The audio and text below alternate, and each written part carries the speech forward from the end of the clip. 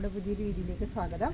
നമ്മുടെ ബൊഗീൻവില്ലകളൊക്കെ ആദ്യത്തെ ഒരു റൗണ്ട് പൂത്തിട്ട് ഇപ്പം എന്താ പൂക്കളൊക്കെ കഴിഞ്ഞ് ഇങ്ങനെ നിൽക്കുകയാണ്. കുറച്ചൊക്കെ ഇതുണ്ടാവും, മിക്കതും എല്ലാം ഉണങ്ങിയൊക്കെ പോയി. ഇപ്പം നമ്മൾ ഇത് ഇടയ്ക്ക് ഉണങ്ങിയ പൂക്കളൊക്കെ കട്ട് ചെയ്യുന്നുണ്ടായിരുന്നു. എങ്കിലും നമുക്കിപ്പോൾ ഇതിൻ്റെ കുറേ കമ്പുകളൊക്കെ കട്ട് ചെയ്യാനുണ്ട്. ഇനി ഇത് കട്ടൊക്കെ ചെയ്ത് കഴിഞ്ഞിട്ട് ഇതിങ്ങനെ കട്ട് ചെയ്തതിന് ശേഷം നമ്മളിതിൻ്റെ കമ്പുകളെ കിളിപ്പിക്കാൻ വയ്ക്കും. അപ്പോൾ ഇനിയിപ്പോൾ നമുക്ക് ഇത് കിളിപ്പിക്കാനുള്ള സമയമില്ല. അതുകൊണ്ട് നമ്മളൊരു പാത്രത്തിൽ കുറച്ച് വെള്ളം എടുത്തിട്ട് അതിലിട്ട് കമ്പ് മുക്കി വയ്ക്കുകയാണ് ചെയ്യാറ്. എന്നിട്ട് അടുത്ത ദിവസമായിരിക്കും ഇത് നടുന്നത്.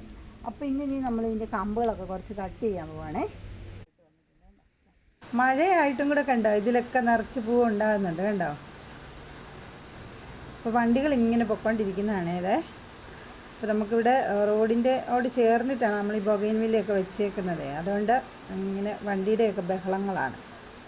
അപ്പോൾ നമ്മൾ മഴ സമയമായിട്ടും ഇതൊക്കെ ഇപ്പോഴും പൂവൊക്കെ ഉണ്ടായിട്ടുണ്ട്. അപ്പോൾ ഇത് നമ്മൾ കൃത്യമായിട്ട് പ്രൂൺ ചെയ്ത് വിടുമായിരുന്നെങ്കിൽ ഇപ്പോൾ ഇതൊക്കെ നല്ല ബുഷിയായിട്ട് വളർന്ന് നല്ല രീതിയിൽ പൂവുണ്ടായിരുന്നു. അപ്പോൾ നമുക്ക് ഇടയ്ക്ക് പ്രൂൺ ചെയ്യാൻ പറ്റാഞ്ഞതുകൊണ്ടാണ് ഇതിങ്ങനെ ആയിപ്പോയത്. എന്നിട്ട് ഞാനിങ്ങനെ ഇടയ്ക്കൊക്കെ ഉണങ്ങിയ പൂവൊക്കെ കട്ട് ചെയ്യുന്നുണ്ടായിരുന്നു.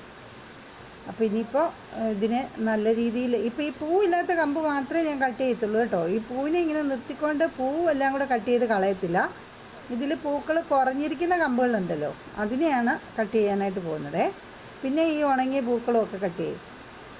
പ്രധാനമായിട്ടും ഇതിൻ്റെ കുറച്ച് കമ്പ് ഇപ്പോൾ നമുക്ക് മഴ പെയ്തത് കൊണ്ട് കുറച്ച് കമ്പ് ഇതിൻ്റെ അടുത്ത് കിളിപ്പിക്കാൻ വെക്കാമെന്നുള്ളതാണ് പ്രധാന കാര്യം.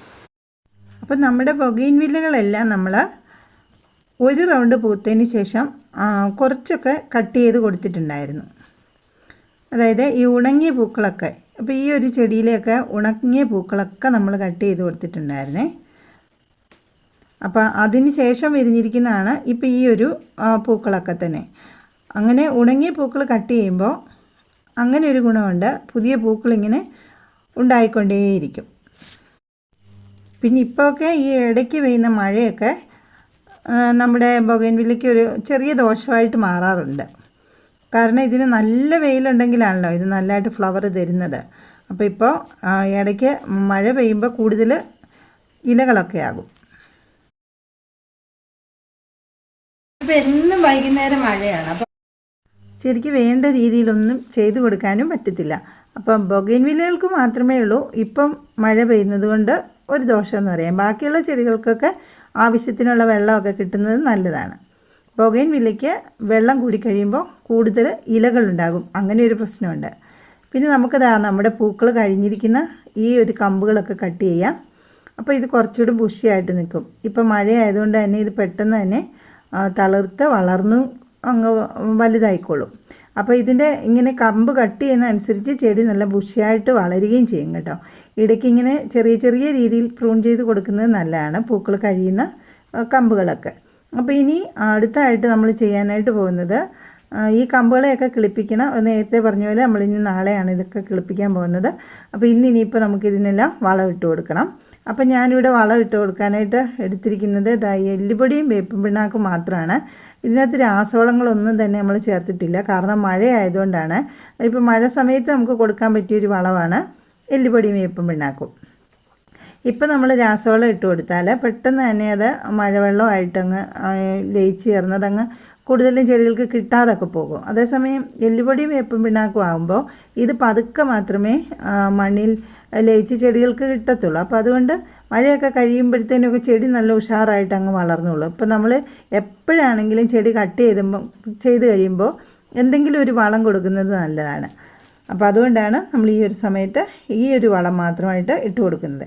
ഇനി മഴയൊന്ന് കുറച്ച് കുറഞ്ഞതിന് ശേഷം ഒന്നെങ്കിൽ നമ്മൾ DAP കൊടുക്കും, അല്ലെങ്കിൽ 18 കൊടുക്കും. അപ്പോൾ അങ്ങനെയാണ് കേട്ടോ നമ്മളിവിടെ നമ്മുടെ ബൊഗൈൻവില്ലകളെയൊക്കെ ഇങ്ങനെ വളർത്തിക്കൊണ്ട് വരുന്നത്. അപ്പോൾ പൂവിടാനായിട്ട് എപ്പോഴും നമുക്ക് ഏറ്റവും നല്ലത് രാസവളം കൂടുതലായിട്ട് കൊടുക്കുന്നത് തന്നെയാണ്. കാരണം 2-3 മാസം മാത്രമേ ഉള്ളല്ലോ ഇതിൻ്റെ നല്ലൊരു ഫ്ലവറിങ് കാലം എന്ന് പറഞ്ഞാൽ. ആ ഒരു സമയത്ത് നമ്മൾ രാസവളം കൊടുക്കുമ്പോഴാണ് നല്ലതായിട്ട് ഫ്ലവർ വന്നുകൊണ്ടിരിക്കുന്നത്. പിന്നെ നമ്മളിങ്ങനെ കട്ട് ചെയ്യുമ്പോൾ ഇതുപോലെ എല്ലുപൊടിയൊക്കെ ഇട്ട് കൊടുക്കാം, ഇടയ്ക്ക് DAP ഒക്കെയും ഇട്ട് കൊടുക്കാം. അപ്പം ഇപ്പോൾ ഇങ്ങനെയൊക്കെ ചെയ്തിട്ട് നമ്മുടെ ചെടികളിലൊക്കെ ഇപ്പോഴും കണ്ടോ മഴയായിട്ടും കുറേയൊക്കെ ഫ്ലവറൊക്കെ വന്നിട്ടുമുണ്ട് കേട്ടോ. അപ്പോൾ നമ്മൾ കിളിപ്പിച്ച് വെച്ചിരിക്കുന്ന കുറച്ച് കമ്പുകളാണ് ഇതായി കാണുന്നത്. നമ്മളിങ്ങനെ കട്ട് ചെയ്യുന്ന കമ്പുകളെല്ലാം കൂടെ ഒന്നിച്ച് ഒരു ചട്ടിയിലായിരിക്കും. പലപ്പോഴും കുത്തിവെക്കുന്നത്. ചിലപ്പോഴൊക്കെ അല്ലാതെ ഓരോ പ്ലാസ്റ്റിക് കവറിലും ഒക്കെ കുത്തിവെക്കാറുണ്ട്. പക്ഷേ ഇങ്ങനെയൊക്കെ സമയമില്ലാത്ത സമയത്തൊക്കെയാണ് നമുക്ക് ഈ കമ്പൊക്കെ കിട്ടുന്നതെങ്കിൽ നമ്മളിങ്ങനെ ഒന്നിച്ച് കുത്തിവെക്കും. അപ്പോൾ ഇതിങ്ങനെ ഒന്നിച്ച് വേര് പിടിച്ച് കഴിഞ്ഞതിന് ശേഷം നമ്മളിത് മാറ്റി വേറെ ചെറിയ ചെറിയ പ്ലാസ്റ്റിക് കവറിൽ ഓരോ ചെടിയായിട്ട് വളർത്തും. അതിനുശേഷം പിന്നീട് അതിനെ മാറ്റി നടും. അങ്ങനെ പല ഘട്ടങ്ങളായിട്ടാണ് നമ്മൾ ഈ ചെടി വളർത്തിയെടുക്കുന്നത്. അപ്പോൾ ഇതിങ്ങനെ വളർന്നു കഴിയുമ്പോൾ ഇതിനെ മൊത്തത്തിൽ നമ്മളിങ്ങനെ എടുക്കും. നല്ലതായിട്ട് വേര് പിടിച്ച് കഴിയുമ്പോൾ ഇത് മൊത്തമായിട്ട് നമ്മളിങ്ങനെ എടുത്താണ് ഇത് വേറെ പ്ലാസ്റ്റിക് കവറിലോട്ട് ആക്കി കൊടുക്കുന്നത്. ഇനി ഞാൻ അങ്ങനെ വെച്ചിരിക്കുന്ന ചെടി കാണിക്കാവേ. ഇതൊക്കെ ഇങ്ങനെ നമ്മൾ കവറിനകത്ത് കിളിപ്പിച്ച് വെച്ചിരിക്കുന്നവയാണ്. ഇതൊക്കെ ഏകദേശം 1 മാസത്തിൽ കൂടുതലായതുമാണ് കേട്ടോ. എല്ലാം കിളുക്കാൻ തുടങ്ങിയ കമ്പുകളാണ്. പിന്നെ ഇങ്ങനെ ഒരുപാട് കമ്പുകൾ ഒന്നിച്ച് വെക്കുമ്പോൾ ഇത് പതുക്കെ ആയിരിക്കും ഇതൊക്കെ നമുക്ക് കിളുത്ത് വരുന്നത്. ഈ ബൊഗൈൻവില്ല കിളിപ്പിക്കാൻ കുറച്ച് ക്ഷമ വേണം. അല്ലാതെ പെട്ടെന്നൊന്നും ഇതങ്ങ് വേര് പിടിച്ച് വരുമെന്ന് വിചാരിക്കരുത്. ഒരു മാസം 1.5 മാസം കൊണ്ടൊക്കെയാണ് ഈ ഒരു കിളിർപ്പൊക്കെ വന്നിരിക്കുന്നത്.